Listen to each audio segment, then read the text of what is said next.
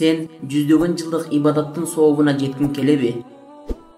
Аз убакыттын ичинде миллиондогон соопторду алганды каалайсыңбы? Анда мындай соопторго Кадыр түндү тосуу менен жетесиң. Аллах Таала айтты: Кадыр түн 1000 айдан артык түн.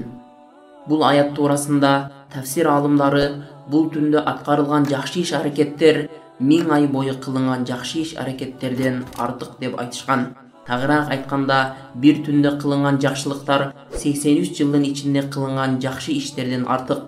Ошондой эле бул түн күнөөлөрдүн кечирилүүсүнө себеп болгон түн. Пайгамбар саллаллаху алейхи ва саллям айтты: Кимде ким иман келтирип жана сооп үмүт кылып Кадыр түндү тосса, анда анын өткөн күнөөлөрү кечирилет. Кадыр түнүн качан тосуу керек? Кадыр түн Рамазан айынын акыркы 10 түндөрүндө тосулат. Пайгамбар саллаллаху алейхи ва саллям айтты: Кадыр түндү Рамазандын акыркы 10 күнүнүн так түндөрүнөн издегиле. Кадыр түн туурасында айтылган хадистердин негизинде Кадыр түн ар бир жылы Рамазандын акыркы так түндөрүнүн ичинде жылып турат. Кадыр түндүн аламаттарынан ошол күнү күн чыкканда күндүн кызыл шооласы аз болуп, агыш болуп чыгат. Кадыр түндө аткарылуучу ибадаттар түн ичинде тахажжуд намазын окуп чыгуу, ошондой эле дуба кылуу.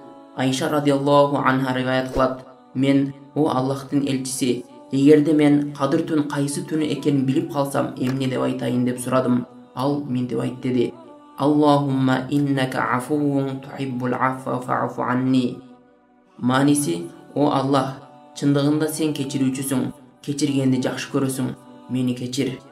Бул түнү Аллахтын кандай гана жакшылыктары болот жана ал канчалаган адамдарды өз ырайымына алат.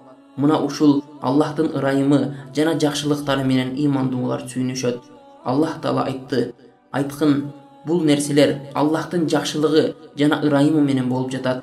Мына ушулар менен сүйүнүшсүн. Ал адамдар чогулткан дүйнө нерселерден да жакшы.